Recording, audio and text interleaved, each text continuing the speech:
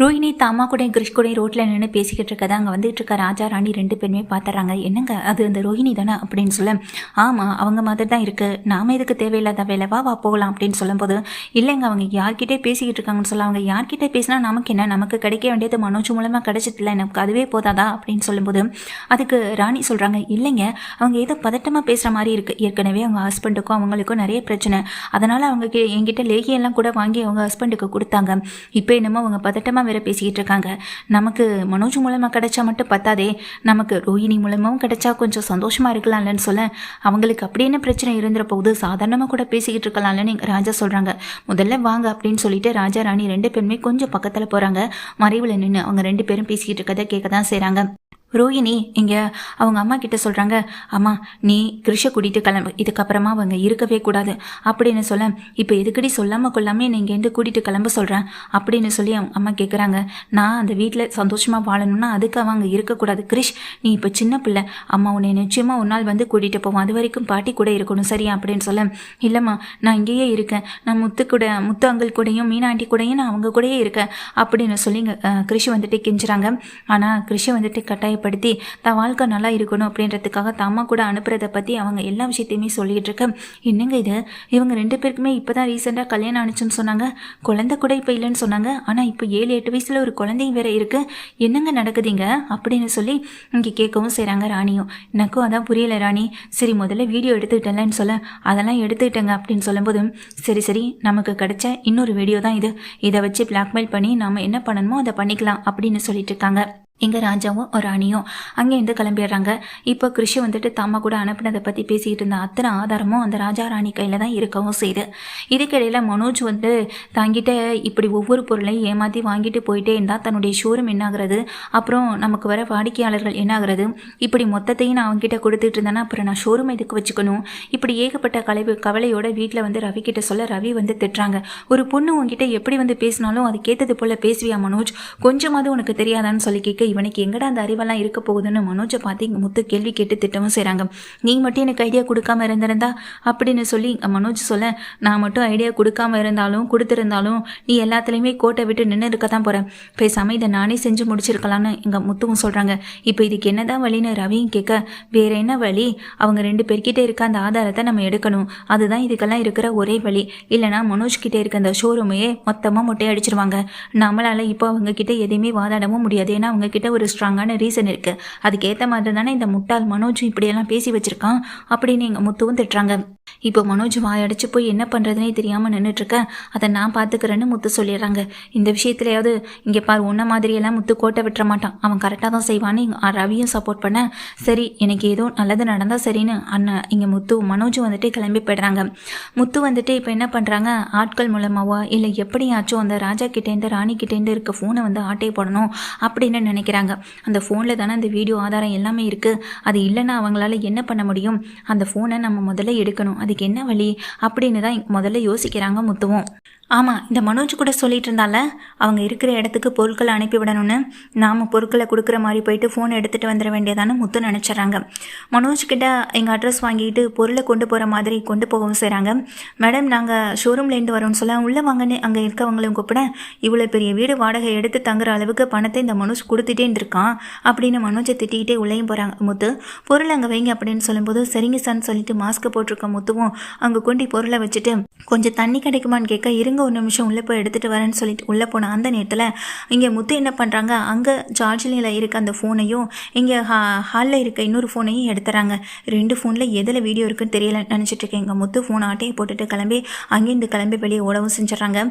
நில்லையான்னு ராணி ஓடி வர, என்னாச்சு அப்படின்னு ராஜா உள்ளே இருந்தவங்களும் வெளியே ஓடி வர, ஃபோனை எடுத்துகிட்டு போயிட்டான்னு சொல்லும்போது, என்ன நீ இவ்வளோ அசால்ட்டாக இருக்கன்னு ராணியும் ராஜாவும் இங்கே சண்டை போட்டுட்ருக்காங்க.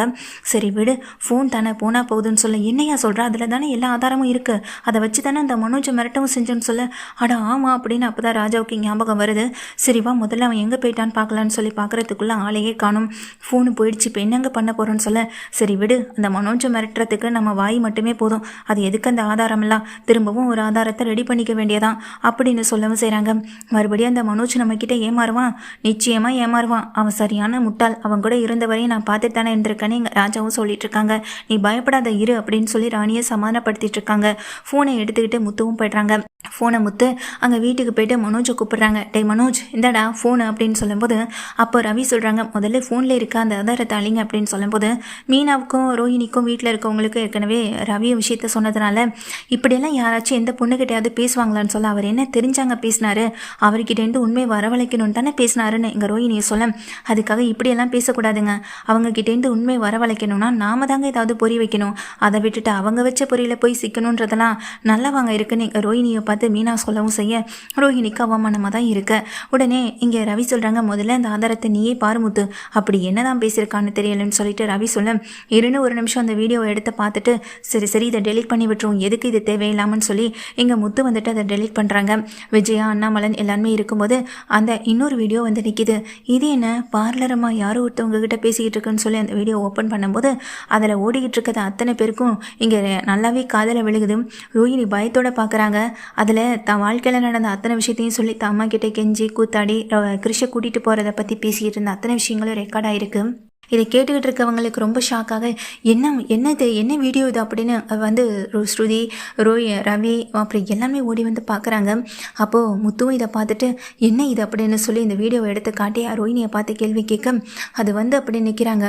உண்மையை சொல்லு, கிருஷோட பாட்டியை நீ எப்போ பார்த்த, கிருஷை பற்றி பேசிக்கிட்டு இருக்க, அம்மான்னு சொல்லி வேற பேசுகிறேன், உன் பேர் கல்யாணியா, அவங்க அந்த வீடியோவில் அப்படி தானே சொல்கிறாங்க அப்படின்னு சொல்ல இப்போ தானே எனக்கு விஷயமே புரியுதுன்னு எங்கள் மீனாவும் சொல்கிறாங்க. என்ன மீனா அப்படின்னு கேட்க, ஆமாங்க, கிருஷோடைய அம்மா நம்ம வெளியில் தெரிகிட்டு இருக்கோம், ஆனால் அவங்க நம்ம வீட்டுக்குள்ளேயில் இருந்திருக்காங்கன்னு மீனா சொல்ல ரோஹிணியும் பார்த்துட்டு அண்ணாமலை விஜயா உட்காந்துருந்தவங்க ஹால்லேருந்து கிளம்பி நிற்கிறாங்க. ஏய் என்ன சொல்கிற நீ அப்படின்னு விஜயா வந்து மீனாவை பார்த்து கேட்க, ஆமாத்த இப்போ கூட உங்களுக்கு புரியலையா என்ன, கிருஷோட அம்மா நீங்கள் நினைக்கிற மாதிரியோ இல்லை நம்ம நினைக்கிற மாதிரியோ இவங்க ஒன்றும் ஃபாரினில் கிடையாது, இந்த வீட்லேயே இத்தனை நாளாக நம்ம கூடவே தான் இருந்திருக்காங்க. இந்த வீடியோவை பார்த்த பிறகும் கூடவா உங்களுக்கு புரியலை, அவங்க வாயாலேயே அவங்கள பற்றின கதைகள் எல்லாத்தையுமே சொல்லியிருக்காங்க, ஏற்கனவே கல்யாணம் கூட ஆனவங்க அப்படி நீங்கள் மீனா சொல்லும்போது இதை கேட்டுட்டு மனோஜ் திகைச்சு போய் ரோஹிணியை பார்க்குறாங்க.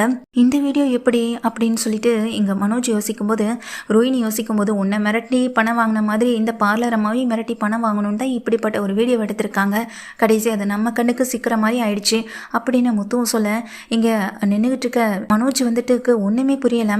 விஜயாவும் இங்கே அந்த வீடியோவை வாங்கி பார்த்து இன்னும் பெரிய ஷாக் ஆகுறாங்க. இந்த வீடியோவில் இருக்கிறது எல்லாமே உண்மைதான்ற மாதிரி அவங்களுக்கு புரியவும் செய்யுது. ஏன்னா ரோஹிணியே தவாயால் எல்லா உண்மையும் ஒத்துக்கிட்ட மாதிரி எல்லாத்தையுமே அந்த வீடியோவில் சொதப்பல பேசியும் வச்சுருக்காங்க. பக்கத்தில் வர விஜயா ரோஹிணியை பார்த்துட்டு என்னடி இதெல்லாம், நீ ஒரு குழந்தைக்கு அம்மாவா, அப்போது அந்த ஒன்றே இல்லாத பயலுக்கு நீ தான் அம்மாவா, அவனை கல்யாணம் பண்ணிக்கிட்டு பெற்றுக்கிட்டியா இல்லை அப்படின்னு சொல்லும்போது ஆண்டி அப்படின்னு சத்தம் போடுறாங்க. என்னடி இன்னமும் பெரிய உத்தமி மாதிரி என் நடிக்கிறேன், என் பிள்ளை ஏமாத்தினது மட்டும் இல்லாமல் இப்போ இந்த குடும்பத்தில் இருக்க எல்லாரையும் ஏமாற்றி இப்படி என்னடி சாதிக்க போகிற நீ அப்படின்னு கேட்க, என்ன ரோஹிணி நீங்கள் போய் இப்படி பண்ணுவீங்கன்னு நினைக்கல, கிருஷோட அம்மா நீங்கள் தானா, ச்சே நான் இதை கொஞ்சம் கூட எதிர்பார்க்கல, கிறிஷை போய் நீங்கள் எப்படி வேண்டான்னு ஒதுக்கி வச்சிங்க, உங்கள் வாழ்க்கை தான் உங்களுக்கு ரொம்ப முக்கியமாக போச்சா அப்படின்னு சொல்லும்போது ரவிக்கோ ஸ்ருதிக்கோ இங்கே எதுக்குமே பதில் பேச முடியாமல் நிற்க ரோஹிணி அழுக ஆரம்பிச்சிடுறாங்க. போதும் உன் நீலி கண்ணீர் வடிக்கிற வேலையெல்லாம் இங்கே வச்சுக்காத, இந்த நிமிஷமே இந்த வீட்டை விட்டு வெளியே போ அப்படின்னு நான் சொல்லவே மாட்டேன் அப்படின்னு எங்கள் விஜயா சொல்ல எல்லாருமே திகச்சு போய் விஜயாவை திரும்பி பார்க்க, நான் இதுக்குங்க இவளை வீட்டை விட்டு வெளியே போக சொல்லணும், இவளுக்கு கொடுக்க வேண்டிய தண்டனை வேறு ஒன்று இருக்குது அப்படின்னு சொல்கிறாங்க விஜயா. என்னென்னு கேட்குறதுக்குள்ளே விஜயா உடனே போலீஸ்க்கு ஃபோன் பண்ண என்ன விஜயா பண்ணுறேன்னு அண்ணாமலை கேட்குறாங்க. தப்பு பண்ணது அந்த பொண்ணுனா தப்பு பண்ண வச்சது நீ தானே, அப்போ உன்னையும் சேர்த்து தானே அந்த போலீஸ் ஸ்டேஷனுக்கு அனுப்பணும்னு சொல்ல என்னங்க பேசுகிறீங்கன்னு சொல்லி கேட்க, உனக்கு தேவை பணம், பெரிய பணக்கார வீட்டு பொண்ணு மருமகளாக வரணும்னு நினச்சேன், அதை தான் இந்த ரோஹிணி யூஸ் பண்ணிக்கிட்டான், இதில் என்ன தப்பு இருக்குது, நீங்கள் 2 பேருமே பண்ணது தப்பு தானே சொல்கிறாங்க. இதை கேட்டு எங்கள் முத்துவும் கரெக்டாக சொன்னீங்கப்பான்னு சொல்லும்போது இப்போ போலீஸ் ஸ்டேஷனுக்கு போனால் அம்மாவும் தான் கூட போகிற மாதிரி இருக்கும் அப்படின்னு சொல்ல, நான் எதுக்கடா போகணும், நான் என்ன தப்பு பண்ணேன்னு சொல்ல, தப்பு பண்ணாதவங்களை எங்கே சிறுவர் சீர்திருத்த பள்ளிக்கு அனுப்பி வச்சிங்க, தப்பு பண்ண உங்களுக்கு என்ன தண்டனை கிடைக்கும்னு தெரியாதாத அப்படின்னு மீனாவும் கேட்க விஜய் அப்படியே மீனாவை முறைச்சி பார்த்து நிற்க, உங்களுக்கு தெரியாமல் எத்தனையோ விஷயங்கள் இருக்குது, இப்போது எங்களுக்கு தெரியாத விஷயங்களை இப்போ நாங்கள் தெரிஞ்சுக்கிட்டோமே நீங்கள் மீனாவும் சொல்லி ரோஹிணியை பார்க்க ரோஹிணி நின்றுட்டே இருக்காங்க. என்னங்க ரோஹிணி இப்போ இந்த விஷயத்துலேருந்து நீங்கள் எப்படி தப்பிக்க போகிறீங்க, நிச்சயமாக இந்த விஷயத்துலேருந்து உங்களால் தப்பிக்கவே முடியாது, இவங்க எல்லாரையும் ஏமாத்தின பாவத்துக்கு நீங்கள் ஸ்டேஷனுக்கு போய் தான் ஆகணும், பதில் சொல்லி தான் ஆகணும் அப்படின்னு மீனாவும் சொல்கிறாங்க. மொத்தத்தில் இந்த குடும்பத்தில் இருக்க எல்லாருமே இங்கே ரோஹிணி மேலே கோவத்தை காட்டுறது மட்டும் இல்லாமல் ராஜா ராணி அப்படின்றவங்களால இப்போ இவங்களுடைய இந்த வேஷம் வெளிச்சத்துக்கும் வந்திருக்கு.